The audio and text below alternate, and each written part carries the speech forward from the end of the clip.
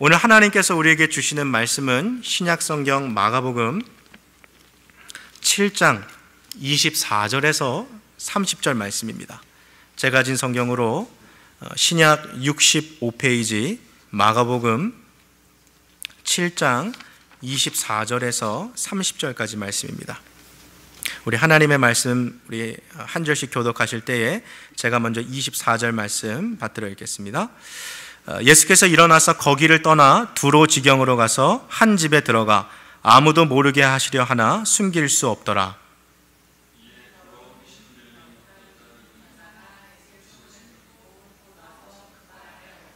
그 여자는 헬라인이요 수로 보니게 족속이라.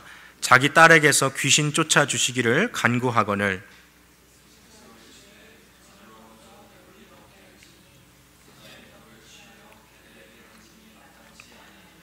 여자가 대답하여 가로되 주여 올소이다마는 상 아래 개들도 아이들의 먹던 부스러기를 먹나이다.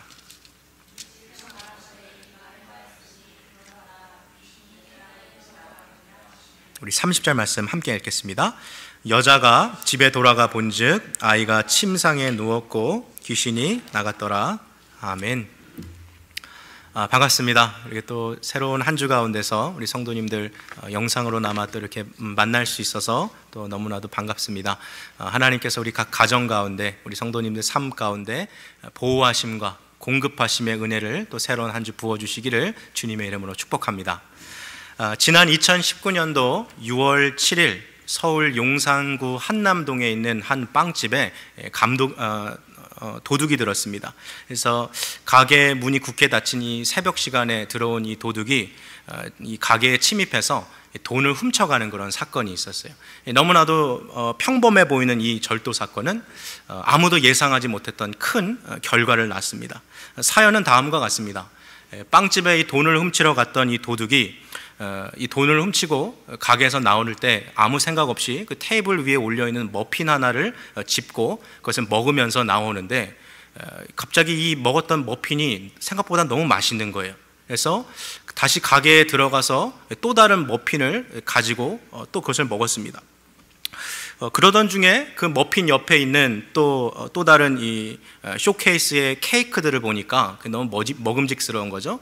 그래서 이 도둑이 돈을 들고 나가는 게 아니라 그 가게에 머물러서 이 케이크도 먹어보니까 또 맛있으니까 또 다른 케이크도 먹어보고, 그래서 장작 이 도둑이 그 빵집에서 무려 4시간 동안이나 그렇게 빵을 먹고 그리고 돈통을 들고 갔다라는 거예요.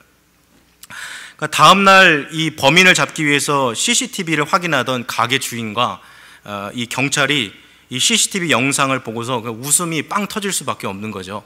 이 돈통만 들고 바로 갈 줄 알았는데 이 빵을 무려 4시간이나 먹고 갔으니까 사실 이 빵이 얼마나 맛있다는 이야기입니까? 그래서 이 빵 집주인이 이 영상을 인스타그램에 올렸어요. 그래서 삽시간에 이게 사람들 사이에서 입소문을 타고서 도대체 도둑의 입맛을 사로잡은 저 빵의 맛은 얼마나 맛있을까? 이래가지고 수많은 사람들이 이 용산구 한남동에 위치한 이 빵집을 찾아 막 간 거죠. 주인이 참 머리가 좋았던 것 같아요. 센스가 좋았던 것 같아요. 그래서 아주 아예 손님들이 도둑이 먹은 빵이 뭡니까? 라고 물어보니까 아예 그 빵들만 모아가지고 장발장 세트라는 걸 만들었어요. 도둑이 먹었던 빵 해가지고 그게 지금 불티나게 팔리고 있었다라는 이런 이야기들을 제가 좀 이렇게 들었습니다. 여러분, 참 우리의 삶은 예측하기 어려운 것 같아요. 조금 전까지만 했어도 큰 위기라고 생각했던 것이 갑자기 큰 기회로 다가오기도 하고, 너무나도 잘 나갔던 어떤 일들이 갑자기 한순간에 무너지는 것을 보죠. 지난 한 주간 우리 한국에서 갑자기 내린 폭우로 인해서 단 불과 몇 시간 만에 생과 사가 나눠지는 것들을 우리가 뉴스로 보지 않았습니까? 사랑하는 가족을 누가 잃어버릴 것이라고, 죽음으로 이별할 것이라고 누가 감히 상상이나 했겠습니까? 몇 시간 만에 인생이 이렇게 바뀌어버리는 예측지 못하는 그런 이 세상에 우리가 살아가고 있는 거죠. 오늘 우리는 함께 이 시간에 성경에 기록된 이와 같은 인생에 예측하지 못한 반전을 경험한 한 사람에 대한 이야기를 볼 것입니다. 삶에 찾아온 큰 위기가 오히려 삶 가운데 큰 은혜를 받는 반전을 경험한 한 사람의 이야기죠. 오늘 이 본문 속에 담겨있는 주님의 이 반전의 은혜가 오늘 인생의 큰 위기를 맞이하고 있는 우리 모든 성도님들에게 동일한 주님의 은혜로 다가가기를 주님의 이름으로 축복합니다. 오늘 본문 속 예수님은 제자들과 함께 두로라고 이름하는 지역으로 가셨습니다. 두로는 예수님께서 주로 머무시고 사역하셨던 가버나움에서 북동쪽으로 약 55km, 약 한 35마일 정도 떨어진 곳이에요. 예수님은 제자들과 함께 바쁜 일정 가운데서 잠깐 휴식을 취하시고 또 그 다음에 있을 사역을 준비하기 위해서, 그러니까 좀 숨을 고르는 시간을 갖기 위해서 이 두로라는 땅에 가셨던 것이죠. 주님은 가능하면 사람들에게서 자신이 머무는 곳을 숨기시려 했어요. 그러나 얼마 지나지 않아 사람들은 예수님을 그리고 제자들을 발견하고 또다시 수많은 병자와 무리들이 예수님께로 몰려들었던 것이죠. 이와 같이 병든 자를 고치고 귀신 들린 자를 능히 고친다는 예수님에 대한 이 소문이 많은 사람들에게 퍼져갔을 때 그 소문을 듣고 주님을 찾아왔던 한 여인이 있었습니다. 이 여인은 예수님을 보자마자 그 발 앞에 엎드렸습니다. 과연 이 여인에게 무슨 사연이 있었길래 예수님을 보자마자 주님의 발 아래 엎드렸던 것일까요? 우리 말씀 본문을 한번 좀 살펴봅시다. 마가복음 7장 25절과 26절 우리 두 구절을 함께 같이 보겠습니다. 25절과 26절입니다. 시작. 이에 더러운 귀신 들린 어린 딸을 둔 한 여자가 예수의 소문을 듣고 곧 와서 그 발 아래에 엎드리니 여자는 헬라인이요 수로보니게 족속이라. 자기 딸에게서 귀신 쫓아 주시기를 간구하거늘. 자, 26절 보니까요, 오늘 이 여인에 대한 소개가 있는데요, 이 여인은 어디 사람이에요? 헬라인이요 수로보니게 족속이라 그랬어요. 헬라인이라는 것은 이 여인의 국적을 얘기해 주는 거죠. 그리스 사람이다, 이런 이야기고요. 또 수로보니게 족속이라는 것은 그녀가 ethnicity, 그 인종이 시리아에 속한 페니키아 족속 사람이다, 바로 그런 이야기를 하는 거죠. 사실 이 역사를 좀 살펴보면 이 수로보니아, 시리아에 속한 이 페니키아의 사람들은 아주 콧대가 높은 사람으로 알려져 있어요. 왜냐하면 이 도시가 잘 사는 도시였거든요. 항구 도시로, 무역으로 인해서 많은 부를 축적한 도시였어요. 그래서 사람들이 워낙 자긍심이 높다 보니까 도도하고 콧대가 높은 사람들이 사는 지역이다, 이렇게 알려져 있었거든요. 그래서 어떤 성경학자들은 어쩌면 이 수로보니게 여인도 부자가 아니었을까, 그렇게 한번 예상해 보는 사람들도 있어요. 자, 그렇다면 이와 같이 돈도 많이 벌고 재물도 많고 부유하고 삶에 어떠한 걱정거리나 문제가 없는 것처럼 보이는 이 수로보니게 여인이 왜 지금 두로에 계신 예수님을 찾아왔을까요? 무엇 때문에 지금 예수님 앞에 발 아래 엎드리고 있는 것일까요? 그녀의 딸이 더러운 귀신 들렸다라는 것을 오늘 이 말씀은 이야기해 주고 있습니다. 그러니까 어떠한 방법을 다 동원해 봐도, 그 무슨 수를 다 써봐도 자신의 이 딸의 문제를 고칠 수가 없는 거죠. 그러던 중 나사렛 예수가 능히 귀신을 쫓아낸다라는 이 소문을 듣고서 주님 앞에 지금 찾아왔어요. 여러분, 본래 유대인들은요, 이방인을 잘 상대해 주지 않아요. 유대인은 이방인들하고 한 상에서 식사하는 법도 없습니다. 너무 부정하다고 생각해서. 게다가 유대인들은 율법을 모르고 하나님을 섬기지 않는 이 이방인들을 사람 취급하지 않고 오히려 개라고 불렀어요. 얼마나 큰 모욕입니까? 그러니까 반대로 생각해 보면 이방인들 입장에서 생각하면 유대인들을 참 재수가 없는 사람들이죠. 우리를 보고 개라고 부르다니. 그래서 이방인들도 웬만하면 유대인하고 교제하는 것을 꺼렸던 바로 그런 시절이에요. 그러니 유대인인 예수님을 만나기 위해 이 이방 여인이 오늘 직접 찾아왔다라는 이 장면은 너무나도 흥미로운 장면인 거죠. 게다가 지금 그 이방 여인이 예수님의 발 아래 엎드려 있으니까 많은 사람들의 이목을 집중시켰을 것입니다. 자, 무엇이 이 여인으로 예수님 앞에 나오게 했다고요? 그 여자의 딸이 더러운 귀신 들렸던 거죠. 어떠한 수를 다 써봐도, 아무리 노력해봐도 해결할 수 없는 인생의 큰 문제를 이 여인이 맞닥뜨리게 된 거죠. 여러분, 애지중지 키워온 딸이에요. 이 아이가 더러운 귀신 들려서 머리카락은 정말 헝클어져 있고, 시야는 초점이 없고, 침을 질질 흘리고 제정신이 아닌데, 여러분, 돈이 많아봐야 그게 얼마나 도움이 되겠습니까? 무슨 소용이 있겠어요? 딸 때문에 이 엄마가 잠은 제대로 잤겠습니까? 밥을 먹어도 이게 코로 들어가나 입으로 들어가나 몰랐을 거예요. 더러운 귀신 들린 딸을 둔 어머니 입장에서 보면 정말 이 어머니의 인생은 사는 게 아닌 거죠. 너무나도 힘들고 어려운 시기인 거죠. 그러니까 지금 이 여인이 예수님 앞에 무릎 꿇고 있는 이유가 뭡니까? 주님께 지금 살려달라고 애원하고 있는 것이죠. 여러분, 만일 오늘 이 본문에 나오는 이 수로보니게 여인에게 이러한 삶의 고통이 없었더라면, 이러한 가정의 문제와 어려움이 없었더라면 어쩌면 이 여자 예수님을 찾아오지 않아도 되었을 것입니다. 어쩌면 예수님에 대한 소문을 듣고도 아무런 관심도 없이 그냥 자기 인생을 살아갔을 거예요. 예수님과 아무런 상관없이 그렇게 인생을 마감했을 것입니다. 그러나 이 수로보니게 여인의 가슴 아픈 사연이 그녀로 하여금 예수님을 찾아오게 만들었다는 것이죠. 여러분, 이와 같이 우리의 삶에 찾아오는 고통과 아픔들이요, 우리로 하여금 하나님 앞에 다가가게 만들어줍니다. 아무리 주먹으로 내 가슴을 두드려보고 아무리 주먹으로 땅을 쳐봐도 풀리지 않는 내 이 가슴 속 답답함, 여러분, 그 답답함 어디 가서 푸시겠어요? 빈병을 눈물로 가득 채울 만큼 울고 또 울어도 지워지지 않는 가슴 속에 있는 이 슬픔을 여러분 어디 가서 풀겠습니까? 누가 알아주겠어요?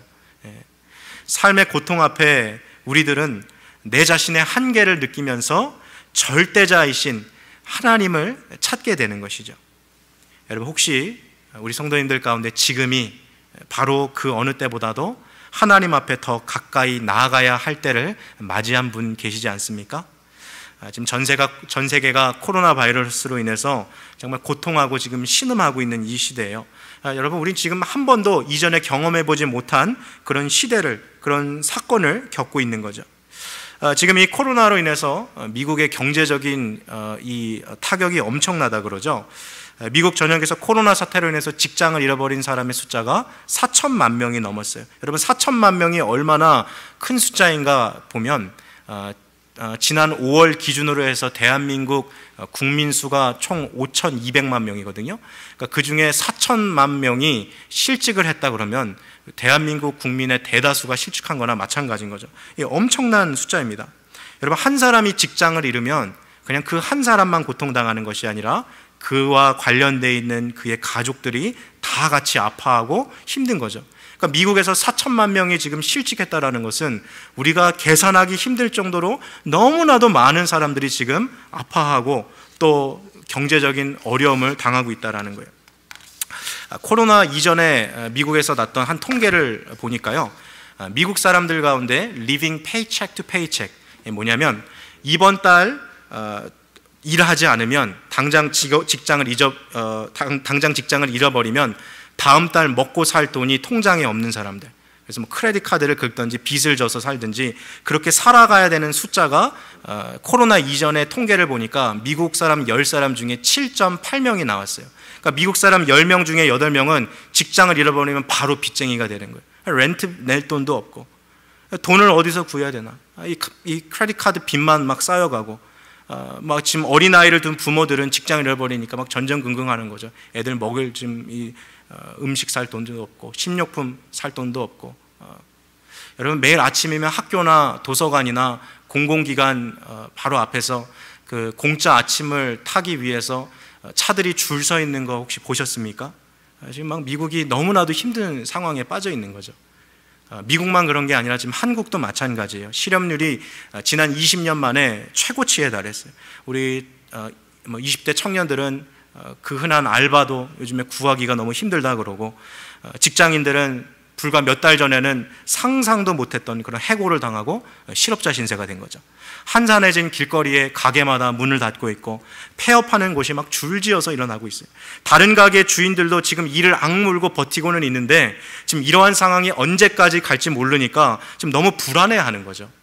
여러분, 지금 이 이야기가 남의 이야기가 아니라 본인의 이야기신 분들이 있을 거예요. 하루에도 몇 번씩 나도 모르게 땅이 꺼지도록 정말 한숨 짓고 계신 분들, 내일만 생각하면 가슴은 답답하고 테이블에 쌓여있는 이 비를 보면서 야, 세상에 왜 이렇게 돈 내라고 하는 곳이 그렇게 많은지, 이렇게 힘든데 누가 날 도와줄까, 어디 날 도와줄 사람 없나 하는 생각이 드는 분들도 있을 거예요. 여러분, 진짜 그 누가 우리를 도와주겠습니까? 그 무엇이 우리를 도와주겠어요? 여러분, 오늘 자신의 삶의 문제와 애환을 가지고 예수님 앞에 나왔던 이 여인을 기억하십시오. 오늘 주님 앞에 자신의 삶의 문제를 가지고 주님 앞에 엎드렸던 이 수로보니게 여인처럼 우리들도 삶의 문제를 주님 앞에 갖고 나오기를 다시 한번 주님의 이름으로 축복합니다. 여러분, 이 여인과 같이 예수님 앞에 무릎 꿇고 내 필요를 주님께 아뢰 수 있는 우리의 삶이 되기를 바랍니다. 여러분, 우리가 늘 즐겨 부렀던 찬송과 가사를 한번 떠올려 보십시오. 무거운 짐을 나 홀로 지고 견디다 못해 쓰러질 때 불쌍히 여겨 구원해 주리. 은혜의 주님 오직 예수, 내가 믿고 또 의지함은 내 모든 형편 아시는 주님, 늘 돌보아 주실 것을 나는 확실히 아네. 아멘이십니까? 여러분, 힘들고 어려운 상황 가운데 다른 곳 가지 마시고 예수님 앞으로 나오시기 바랍니다. 우리 주님 안에 참 소망이 있습니다. 삶의 힘들고 어려운 애환 가운데 주님 앞에 나왔던 이 수로보니게 여인처럼 우리들도 삶의 문제와 애환과 눈물을 가지고 주님 앞에 나올 수 있는 귀한 삶이 되시기를 주님의 이름으로 축복합니다. 여러분, 이와 같이 수로보니게 여인은 자신의 삶에 찾아온 고통과 눈물 속에서 예수님 앞에 나왔어요. 그런데 오늘 이 마가복음에는 없는 장면이 병행 본문인 마태복음 15장에 기록되어 있는 게 있는데요, 한번 말씀을 좀 봤으면 좋겠어요. 화면에 한번 비춰주시고요. 마태복음 15장 22절 말씀 우리 한번 같이 읽겠습니다. 시작. 가나안 여자 하나가 그 지경에서 나와서 소리질러 가로되 주 다윗의 자손이여 나를 불쌍히 여기소서 내 딸이 흉악히 귀신 들렸나이다 하다. 자, 말씀 보세요. 오늘 이 여인이 예수님을 지금 뭐라고 불렀어요? 주 다윗의 자손이요. 여러분, 이 여인이 예수님을 부른 호칭은 아주 기가 막힌 고백이에요. 두 가지로 지금 예수님을 불렀는데, 첫 번째로 이 여인은 예수님을 주라고 불렀어요. 주. 여기서 주라고 사용됐던 단어가 퀴리오스라는 이 헬라어 단어인데, 이 단어는 너무나도 특별합니다. 누가복음을 보면 밤새도록 고기를 잡으려 했지만 한 마리도 잡지 못했던 베드로가 그물을 씻고 있는 그 장면 혹시 기억나십니까? 그때 예수님이 베드로에게 와서 뭐라고 얘기했어요? 베드로야, 저 깊은 곳으로 가서 그물을 내려라, 이렇게 얘기하실 때, 그때 베드로가 아직 예수님이 누군지 모르니까 그래도 이분에 대한 예의를 표시하기 위해서, 그래도 존경하는 마음을 표시하기 위해서 마스터라고 불렀는데 에피스타테스라는 헬라어 단어를 사용했어요. 주여, 마스터라고 표현했어요. 그러니까 상대방을 존중하고 배려하는 차원에서 그렇게 주여 부른 거예요. 그런데 그 이후에 예수님의 말씀에 순종하여 그물이 찢어질 정도로 고기가 잡힌 것을 보고 베드로가 예수님 앞에 엎드리죠. 그때 나오는 주여, 그것은 이전의 주님과 다른 거예요. 아, 이분은 보통 분이 아니구나.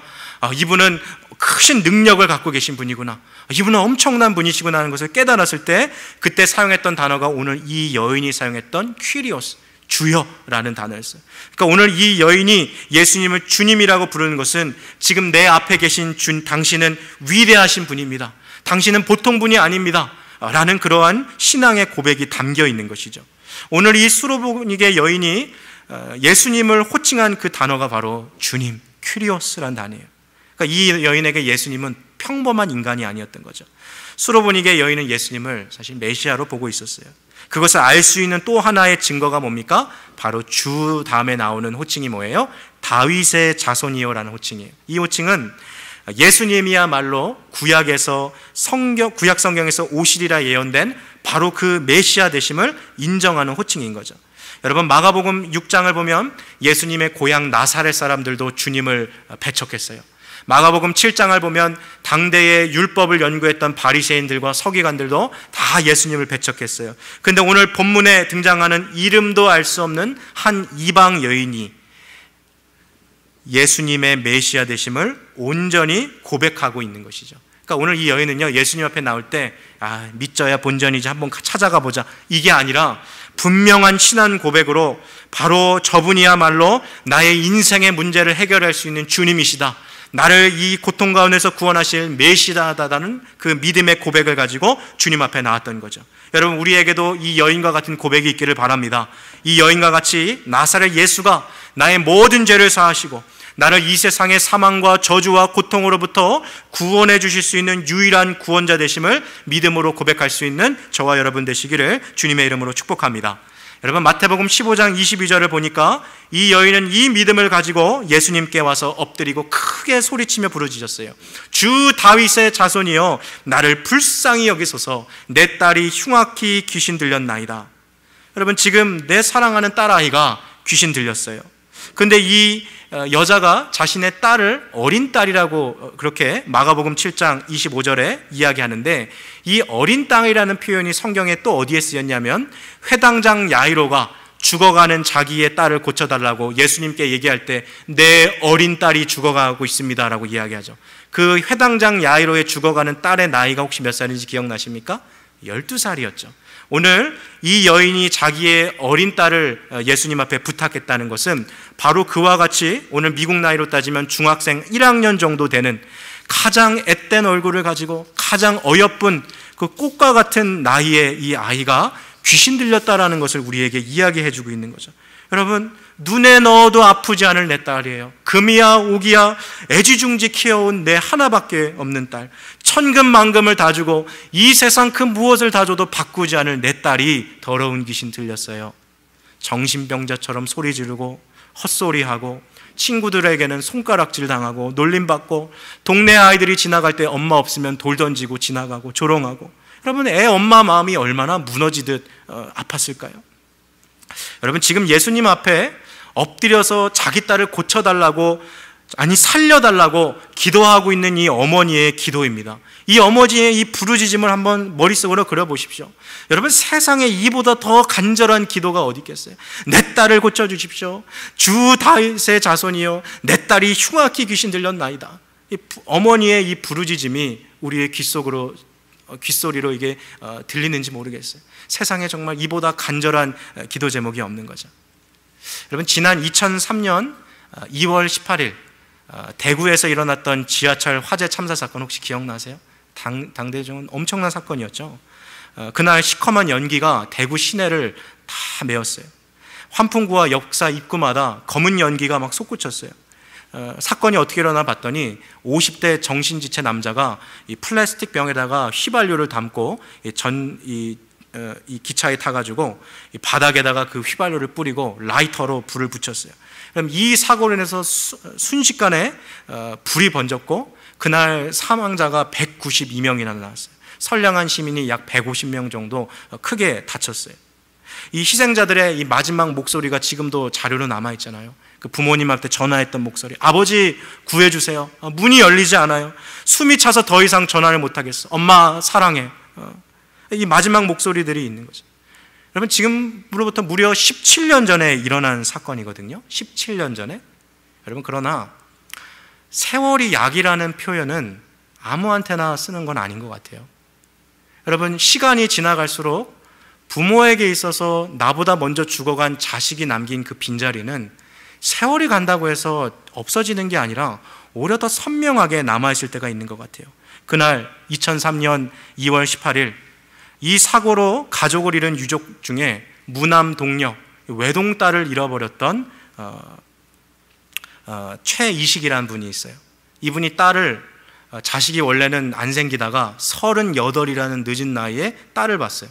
얼마나 이 딸이 예뻤겠습니까? 무남 동료의 나는 낳았던 딸이니까. 그 딸의 이름이 혜경, 최혜경이라는 그런 딸이었는데, 이 아버지가 이 딸을 잃어버리고 시간이 한참 지났는데도 인터뷰하니까 그런 고백을 하는 거예요. 자기가 한번 딸을 위해서 울기 시작하면 울음이 멈추지를 않는다는 거예요. 울음이. 이게 한번 울기 시작하면 밤새도록 이게 눈물이 멈추질 않는 거예요. 왜요? 이미 몇 년 전, 수년 전에 일어난 사건인데도 여전히 내 딸만 생각하면 그 타오르는 지하철 속에서 비명을 지르면서 죽어서 아파 죽어가는 내 딸을 생각하면 가슴이 메어져서 그 눈물이 멈추지가 않는다는 거예요. 여러분, 사고가 17년이 지났는데도 그 아버지는 가슴 속에서 울면서 날마다 그렇게 눈물로 사는 거죠. 그게 부모죠. 그게 부모예요.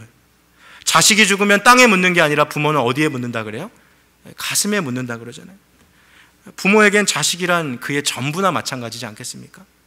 여러분, 오늘 이 수로보니게 여인에게 있어서 그녀의 딸은 이 여인의 전부였어요. 오늘 본문 속 수로보니게 여인이 예수님 발 아래 엎드려 소리 질렀습니다.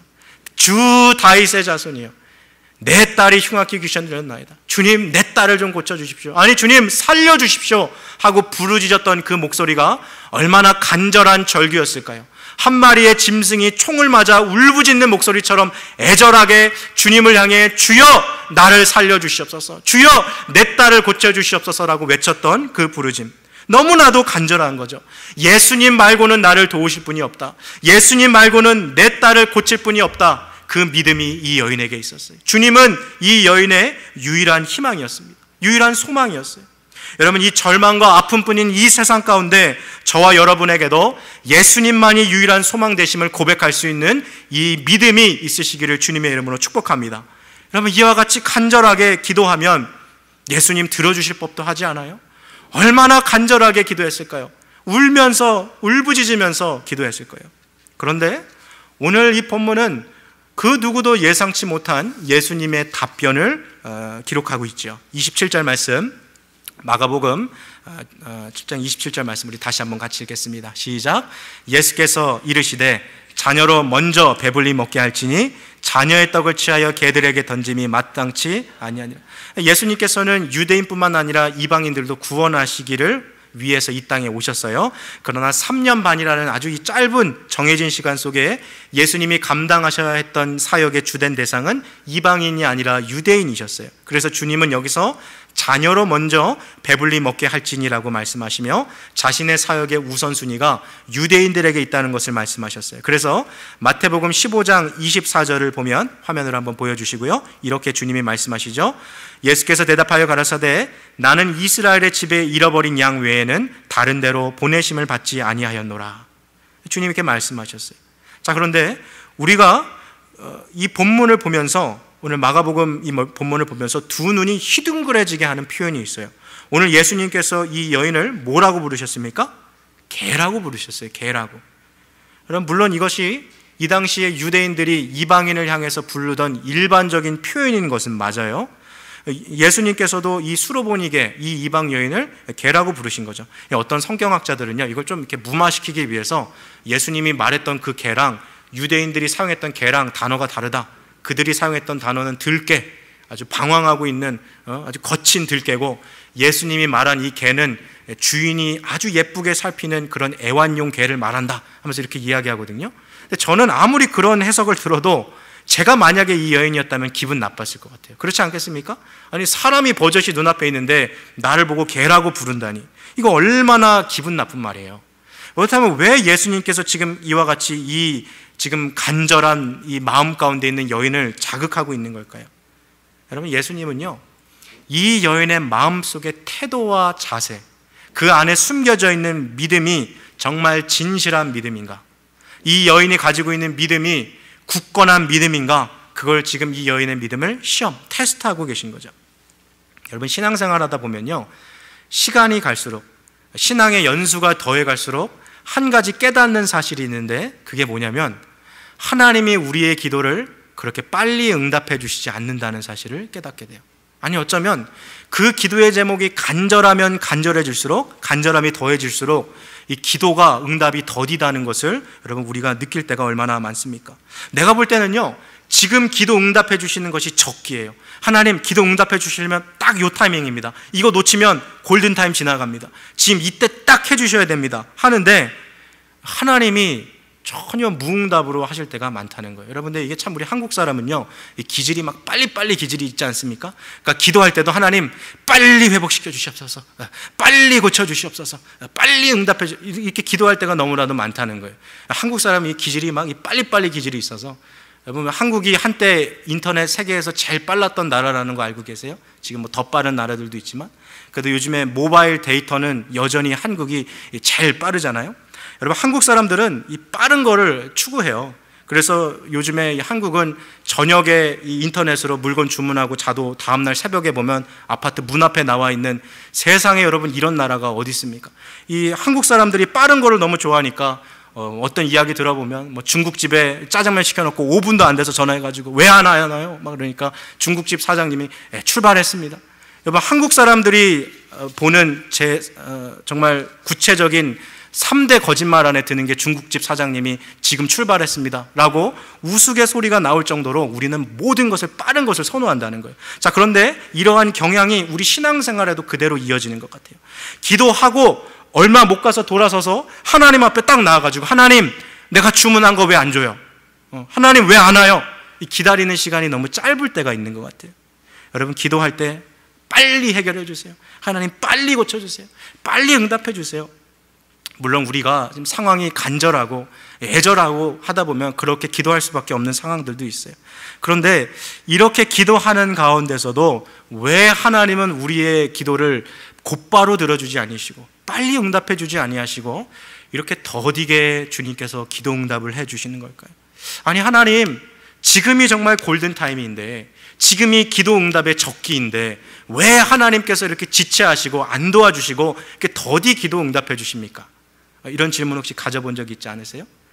이것에 대한, 이 질문에 대한 해답을 제시하기보다 정말 우리 가운데 있어서 제일 오래 기다렸던 한 사람의 이야기를 한번 좀 나눠봅시다. 여러분, 이 세상에서 기도응답을 가장 오래 기다렸던 사람 누가 있었을까요? 저는 그 사람이 성경에 나오는 아브라함이라고 생각해요. 여러분, 그는 75의 나이에 하나님으로부터 자녀를 주시겠다는 약속을 받았어요.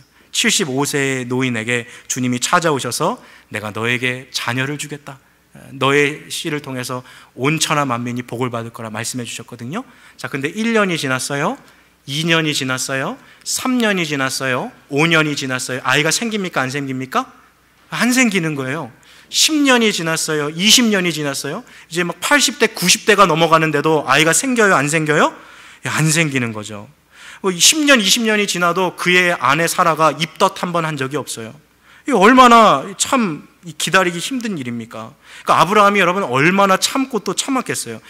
본인이 뭐 20대, 30대 젊은이면 뭐 언젠간 주시겠지 하고 눈 딱 감고 기다리겠습니다만은 7, 80대 노인이 지금 뭐 언제 죽을지도 모르는 지금 그 마당에 이 아들이 안 생기는데 이거 어떻게 하겠어요? 인내하는 게 쉽지 않았겠죠. 그러던 어느 날 밤 하나님이 아브라함을 장막 밖으로 부르시죠. 아브라함아, 잠깐 장막 밖으로 나와봐라. 네, 주님. 아브라함아, 오늘은 나와 같이 저 하늘에 있는 저 별을 좀 세보자. 네, 주님. 별 하나, 나 하나, 별 둘, 나 둘, 별 셋, 별 다섯, 별 여섯. 하나님, 이거 이렇게 세다 보면 내가 세다가 늙다 죽겠어요. 주님, 못 세겠어요. 그래, 아브라함아, 바로 그거야. 내가 너의 자손들의 숫자를 이 별의 숫자처럼 헤아릴 수 없을 만큼 많이 만들어 줄게. 여러분, 1년, 2년, 5년 지나도 주님이 안 주셨던 약속이에요. 지금 하나님께서 하늘의 밖에 별을 보면서 지금 이 7, 80대 노인에게, 무자한 이 할아버지에게 내가 너의 자손을 저 하늘의 별들처럼 많이 주겠다고 약속할 때 여러분이 아브라함이라면 어떻게 반응했겠어요? 그게 내 이야기였다면. 자, 우리 창세기 15장 5절에서 6절 말씀 한번 좀 같이 봤으면 좋겠습니다. 창세기 15장 5절에서 6절 말씀이에요. 같이 읽겠습니다. 시작. 그를 이끌고 밖으로 나가 가라사대 하늘을 우러러 무뼈를 셀 수 있나 보라. 또 그에게 이르시되 내 자손이 이와 같으리라. 아브라함이 여호와를 믿으니 여호와께서 이를 그의 의로 여기시고. 자, 6절 다시 읽읍시다. 시작. 아브라함이 여호와를 뭐 했어요? 믿으니 여호와께서 이를 그의 의로 여기시고. 아브라함은요, 도저히 믿을 수 없는 상황인데 믿었어요. 그리고 하나님은 아브라함의 그 모습을 기뻐하셨어요.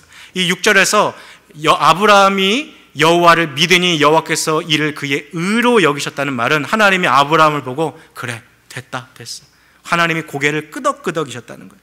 여러분, 하나님께서 우리가 기도할 때 무엇이든지 빨리빨리 해결되고 빨리빨리 이렇게 응답받기를 원하는 우리에게 하나님께서 때로 더디하시고 또 하나님께서 그것을 늦추실 때, 그리고 또 불가능해 보이는 상황에 이르렀을 때, 오늘 아브라함처럼요, 그 가운데서도 우리가 끝까지 인내하며 이 믿음이 흔들리지 아니하는가, 주님은 우리의 그 믿음을 테스트하고 계신 거죠.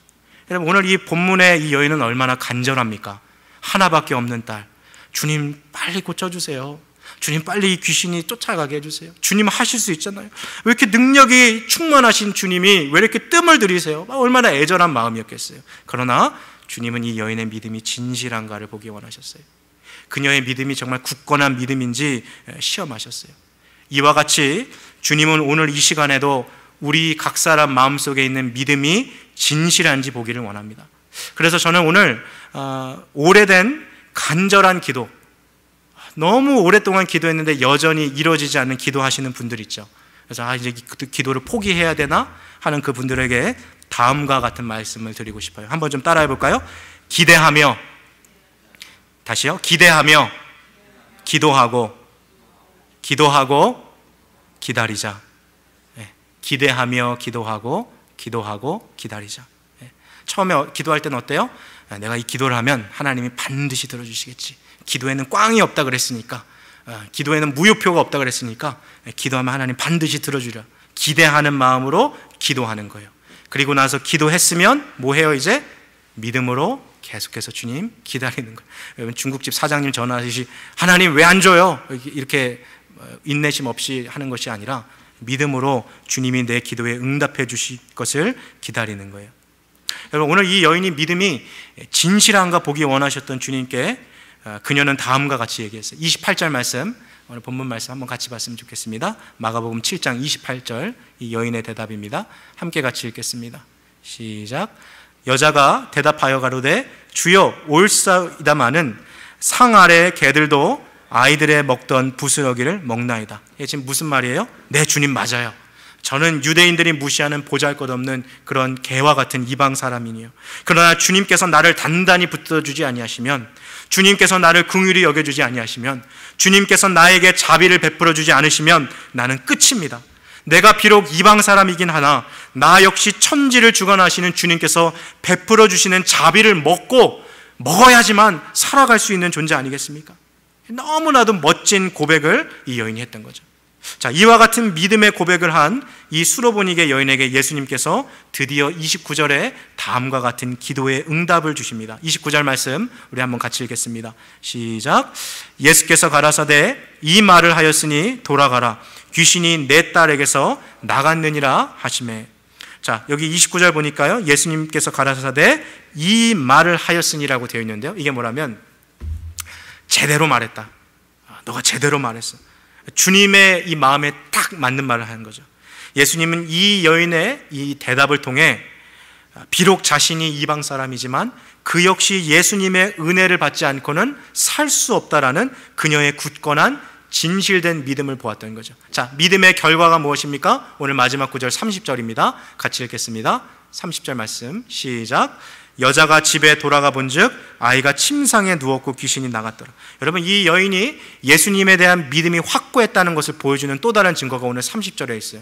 예수님이 29절에 돌아가라, 네 딸이 나았을 것이다 했더니 정말 이 여인이 의심하지 않고 바로 집으로 돌아갔다는 거예요. 아니, 예수님 우리 집에 오셔서 내 딸에게 손이라도 얹어주고 안수라도 해주셔야죠. 아니면 예수님 어떠한 치유 기도라도 좀 해주시던가 뭔가 좀 해주셔야죠. 그렇게 의심할 수 있지 않았겠습니까? 이 여인에게는 어떤 믿음이 있는 거예요? 멀리 떨어져서도 예수님께서 말씀으로 선포만 하시면 그 말씀의 권세를 통해서 귀신 들린 내 딸이 고침받을 것이라는 믿음이 있었던 거죠. 그래서 의심하지 않고 믿음을 가지고 집에 돌아갔어요. 가봤더니 정말 주님의 말씀대로 귀신 들렸던 딸에게서 귀신이 나가고 평안하게 이 딸이 잠자고 있는 모습을 이 어머니가 보게 되었던 것이죠. 이 사건으로 인해서 이 여인과 이 딸은 구원을 받는 놀라운 은혜를 받았던 것입니다. 말씀을 좀 정리합시다. 여러분, 우리의 삶에 어떠한 일들이 벌어질지, 어떠한 고통들이 찾아올지 우리는 한치 앞을 모르는 인생을 살아가고 있어요. 그러나 우리의 삶에 일어나는 모든 일들이 결국에는 하나님의 완전하신 섭리 가운데 일어나는 것이라는 것을 우리가 기억해야 합니다. 만일 이 수로보니게 여인의 딸이 귀신 들리지 않았더라면 이 여인은 예수님하고 아무런 상관없는 삶을 살았을 거예요. 만일 지금 내 삶에 찾아온 이 고통이 없었더라면, 내가 겪고 있는 이 문제가 없었더라면 내가 이렇게 하나님을 간절히 찾았을까? 내가 교만하여 살아가진 않았을까? 하나님 없이도 얼마든지 나 혼자 살아갈 수 있을 것이라고 그렇게 당당하지 않았을까? 여러분, 마가복음엔 없지만 오늘 마태복음을 볼 때 이 여자가 처음 등장할 때 복음서를 기록했던 이 마태가 이 헬라어 원어를 보면 보라, behold 그랬어요. 이방인 여자가 온다. 가나안 여자가 온다. 왜 마태가 그렇게 기록했어요? 이 복음서를 기록했던 마태가 봐도 이 여인은 예수님 앞에 나올 여인이 아니었거든요. 그런 여인이 자신의 인생에 고통과 문제가 있자 예수님 앞에 찾아왔고 주님의 크신 능력까지 경험했던 거예요. 딸의 고침받는 사건으로 인해 오늘 성경에 나와 있지는 않았습니다만 이 여인뿐만 아니라 이 여인의 일가 친척, 가족들, 가까운 친척들, 그리고 이웃들, 지인들도 예수 그리스도를 알게 되고 구원받는 그런 역사가 혹 일어나지는 않았겠습니까? 이 삶에 찾아왔던 위기가 놀라운 기회로 변화되는 것을 경험했던 것이죠. 사랑하는 성도 여러분, 우리 모두는 정말 힘들고 어려운 때를 지나가고 있어요. 참 이렇게 힘들었던 때가 또 있을까요? 그러나 포기하지 마십시오. 기대하고 기도하며 또 기다리시기 바랍니다. 주님의 상에서 떨어지는 부스러기 은혜라도 주어진다면 충분하라는 그런 심정을 가지고 예수님의 옷자락을 끝까지 붙잡고 나아가시기 바랍니다. 지금은 알 수 없지만 시간이 다 지나고 났을 때 손바닥으로 무릎을 치며 아하! 하나님께서 나와 내 가정에게 이 귀한 은혜, 이 큰 은혜를 주시려고 그때 내 삶에 그러한 시련을 허락하셨구나. 그때 그 시험을 주심은 나로 하여금 겸손하게 하시고 하나님 없이는 살 수 없는 존재라는 것을 깨닫게 하시려고 내 믿음을 성장시키기 위해 하나님이 그러한 시간을 주셨구나 하고 고백할 수 있는 날이 반드시 올 것입니다. 우리 모두가 삶의 고통 가운데서도 주님의 크신 은혜를 기다리며 간절하게 주님 앞에 기도하고 주님의 일하심과 응답하심을 기다리며 그렇게 살아갈 수 있는 믿음의 사람들 되시기를 주님의 이름으로 축복합니다. 우리 지금 함께 같이 기도하시겠습니다.